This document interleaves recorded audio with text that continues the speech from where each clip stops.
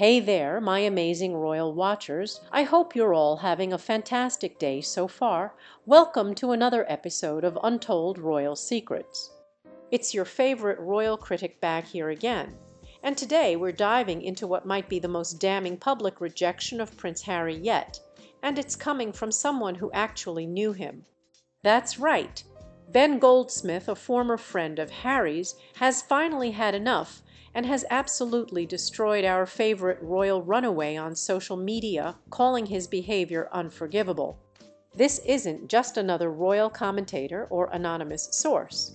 This is someone from Harry's inner circle who's finally broken ranks to call out the Duke of Delusion's pathetic PR games. So now, here's what happened. After Harry's humiliating defeat in his security court case, instead of accepting the ruling with dignity and grace, what does he do? Run straight to the BBC for another pity party interview where he had the audacity to play the victim card again and even drag his cancer-stricken father into it. During this train wreck of an interview, Harry actually said, and I'm quoting directly here, "I don't know how much longer my father has. He won't speak to me because of this security stuff. It would be nice to reconcile. Can you believe the emotional manipulation using his father's cancer diagnosis as leverage in a media interview about his security arrangements? It's beyond despicable." And Ben Goldsmith clearly thought so too, because he took to Twitter with a statement that left no room for misinterpretation. Tragic but true. Prince Harry's behavior is unforgivable. Short, damning, and absolutely spot on. What makes this public condemnation so significant is who it's coming from. Ben Goldsmith isn't just some random commentator. He's a well-connected 44-year-old financier and environmentalist who was once part of Harry's inner circle. Even more awkwardly, he's the brother of Gemma Goldsmith, who was one of Princess Diana's closest friends. This is someone who actually knew Harry personally, who was part of his social circle, who has insider knowledge of the real Harry behind the PR facade, and he's had enough of the manipulative games. This is the highest profile friend to publicly condemn Harry. But apparently he's not the only one. In his memoir, Spare, Harry himself admitted that he lost several close friends over the opera interview where Meghan aired her grievances about the royal family. According to Harry, several close mates and beloved figures in my life, including one of Hug and Emily's sons, Emily herself, and even Tiggy Pettifer, his former nanny, had chastised me for opera. Imagine that even his beloved nanny Tiggy, who helped raise him after Diana's death, couldn't stomach his behavior. When someone who helped raise you, who loved you like her own, is telling you you've gone too far, that should be a wake-up call.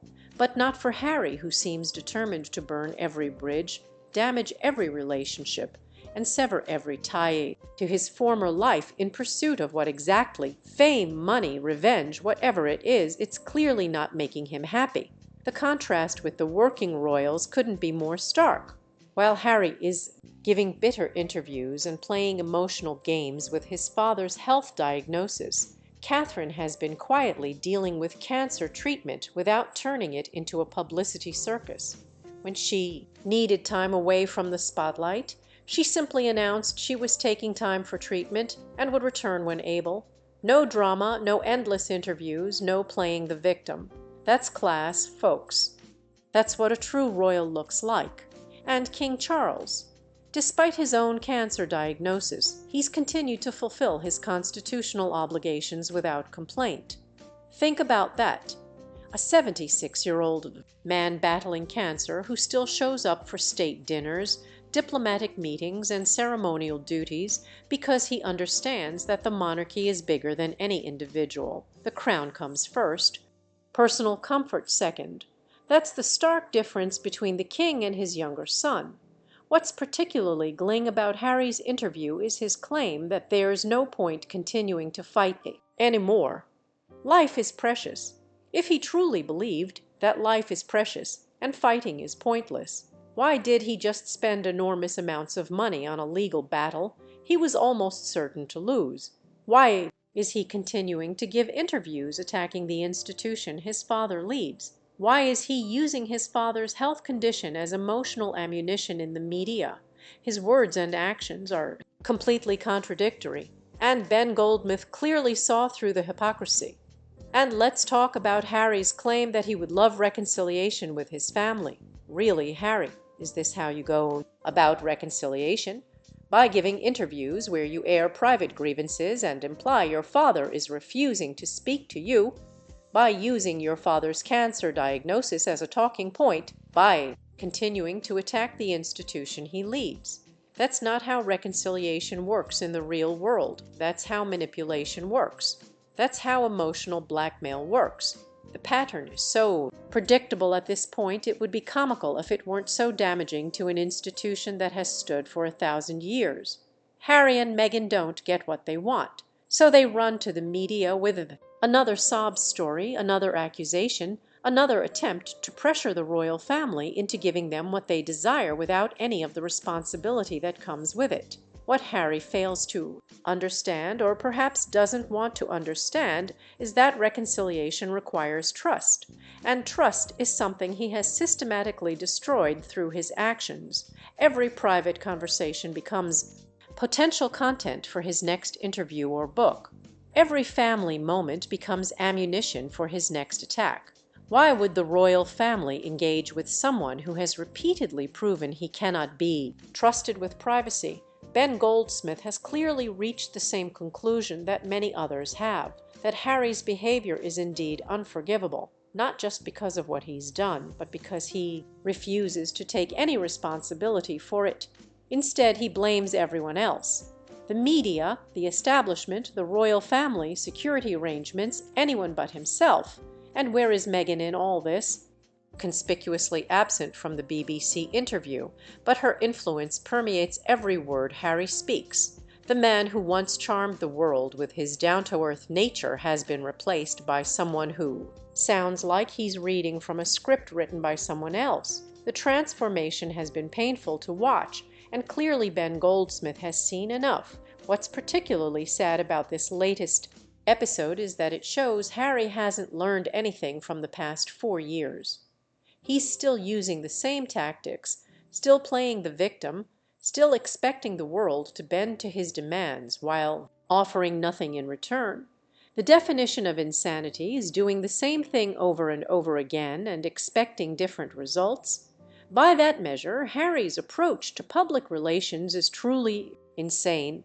Meanwhile, the working royals continue to exemplify the stoicism and sense of duty that has defined the monarchy for generations. William and Catherine, despite personal challenges, continue to represent the crown with dignity and purpose. Their children are being raised with an understanding of service and responsibility, not entitlement and grievance. King Charles, following in his mother's footsteps, puts duty before self, continuing royal engagements even during cancer treatment. Queen Camilla, once the most controversial royal figure, has won respect through consistent, meaningful work rather than publicity stunts and victim narratives. The contrast couldn't be more stark. On one side, we have royals who understand that it's not about them, it's about the institution they represent and the people they serve. On the other, we have Harry, who seems to believe the monarchy exists to serve him, to provide him with the platform and privileges he desires without any of the responsibilities or constraints. For William, watching his brother's public unraveling and the rejection from former friends must be particularly painful.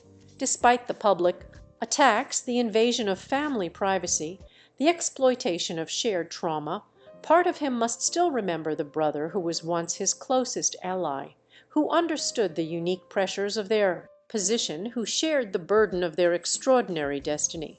But that Harry seems to be gone, replaced by someone William barely recognizes. The sad reality is that Harry has created his own isolation. Every bridge he's burned, every relationship he's damaged, every institutional tie he's severed, these were his choices.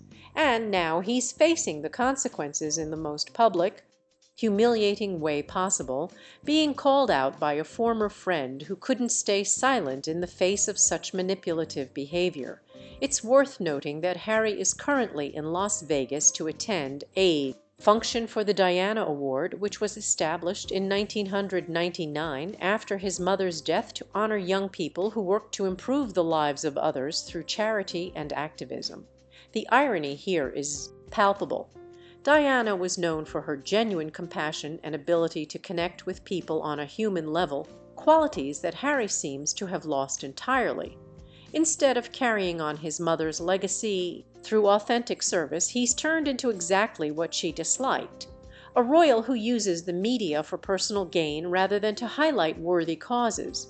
As this royal drama continues to unfold, one thing is clear: the monarchy will survive long after the Sussex saga has faded into a footnote of history. William and Catherine are preparing the next generation of royals with a focus on duty, service, and resilience. King Charles is building on his mother's legacy while making the institution his own. The business of representing Britain continues without missing a beat.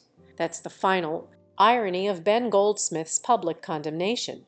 Harry thought he was indispensable to the monarchy, but the monarchy has proven it doesn't need him. He thought he could dictate the terms of his relationship with the institution, but the institution has established boundaries he cannot cross. He thought he could have the best of both worlds, royal status without royal responsibility. But as his former friend's comment shows, actions have consequences even for princes. The big question now is, how many more friends will Harry lose before he realizes the problem isn't everyone else, it's him? How many more relationships will he damage beyond repair? How many more bridges will he burn before he accepts that his approach isn't working? Because right now his strategy seems to be alienating everyone who once cared about him, from royal family members to childhood friends to the British public. Ben Goldsmith's tweet is significant not just for what it says, but for what it represents. The breaking of ranks, the erosion of the code of silence that once protected Harry from public criticism from those who knew him personally. If former friends are now feeling comfortable publicly condemning him, how many others are thinking the same thing but haven't yet spoken out? Has Harry reached the point of no return with his former social circle? What's particularly telling is that despite all his talk about mental health and well-being, Harry seems blind to how his own behavior affects those around him. He speaks about the importance of kindness and compassion, yet shows none to his aging father battling cancer. He talks about the trauma of losing his mother, yet uses her legacy when it suits his purposes. He claims to value privacy, yet exposes the most intimate details of his family life in books and interviews. The contradictions are numerous and glaring, and it seems Ben Goldsmith has finally had enough. His unforgivable judgment isn't just about one interview. It's about a pattern of behavior that has been building for years, a pattern that has seen Harry transform from a beloved prince with genuine purpose into a bitter, resentful figure constantly seeking validation and sympathy. So what do you think, friends? Is Ben Goldsmith right that Harry's behavior is unforgivable? Has Harry crossed a line by using his father's cancer diagnosis as emotional leverage in a media interview? And how many more friends will he lose before he realizes his approach isn't working? Drop your thoughts in the comments below, and don't forget to like and subscribe for more unfiltered royal commentary.